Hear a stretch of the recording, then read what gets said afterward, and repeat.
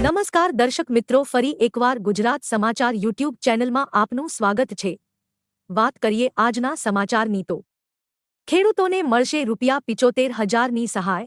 2024માં ખાસ ખેડૂતો માટે માલવાહક વાહનો ખરીદી પર નવી સહાય બહાર પાડવામાં આવી છે, જે અંતર્ગત માલવાહક વાહનની ખરીદી પર ખેડૂતોને ₹75,000 સુધીની સહાય મળવા પાત્ર થશે।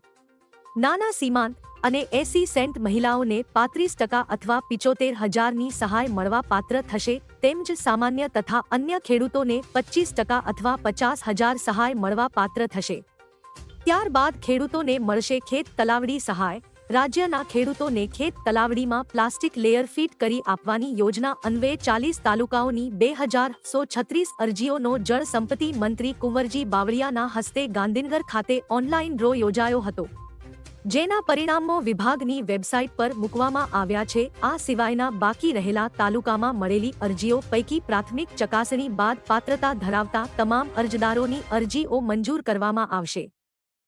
ત્યારબાદ સરકાર ટેકાના ભાવે કરશે ખરીદી। ખેડૂતો પાસેથી સરકાર વર્ષ 2023થી 24 માટે તુવેર, ચણા અને રાયડાની ટેકાના ભાવે ખરીદી કરશે। સરકાર તુવેર ₹7,000 પ્રતિ ક્વિન્ટલ, ચણા ₹5,440 પ્રતિ ક્વિન્ટલ અને રાયડો ₹5,150 પ્રતિ ક્વિન્ટલના ભાવે ખરીદી કરશે।